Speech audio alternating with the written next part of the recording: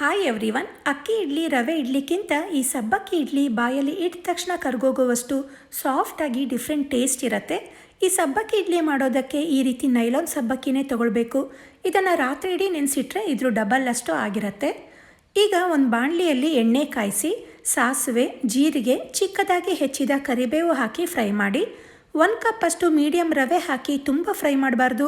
ಇನ್ನೇನು ರವೆ ಅರಳಲಿಕ್ಕೆ ಸ್ಟಾರ್ಟ್ ಆದಮೇಲೆ ಒಂದು ಸಪ್ರೇಟ್ ಬೌಲ್ಗೆ ಹಾಕಿ ಪೂರ್ತಿ ಆರಿಸ್ಕೊಂಡು ಇದಕ್ಕೆ ನೆನೆಸಿ ನೀರನ್ನು ಬಸಿದ ಸಬ್ಬಕ್ಕಿ, 2 ಕಪ್ಪಷ್ಟು ಮೊಸರನ್ನ ಹಾಕಿ ನೀಟಾಗಿ ಮಿಕ್ಸ್ ಮಾಡಿಕೊಂಡು ನಂತರ 1 ಕಪ್ಪಷ್ಟು ನೀರನ್ನು ಹಾಕಿ ಮಿಕ್ಸ್ ಮಾಡಿ ಒಂದು 20 ನಿಮಿಷ ನೆನೆಯಲಿಕ್ಕೆ ಬಿಟ್ಟು ಚಿಕ್ಕದಾಗಿ ಹೆಚ್ಚಿದ ಸಬ್ಬಸಿಗೆ, ಕೊತ್ತಂಬರಿ ಸೊಪ್ಪು, ಹಸಿಮೆಣಸು, ಶುಂಠಿ, ರುಚಿಗೆ ತಕ್ಕಷ್ಟು ಉಪ್ಪು, ಸೋಡಾ ಹಾಕಿ ಚೆನ್ನಾಗಿ ಮಿಕ್ಸ್ ಮಾಡಿ ಎಣ್ಣೆ ಸವರಿದ ಇಡ್ಲಿ ಪ್ಲೇಟ್ಗೆ ಹಾಕಿ ಸ್ಟೀಮರ್ನಲ್ಲಿ ಒಂದು 10 ರಿಂದ 15 ನಿಮಿಷ ಬೇಯಿಸಿದ್ರೆ ಸಬ್ಬಕ್ಕಿ ಇಡ್ಲಿ ರೆಡಿ ಆಗುತ್ತೆ. ಚಟ್ನಿ ಜೊತೆ ಸರ್ವ್ ಮಾಡಿ.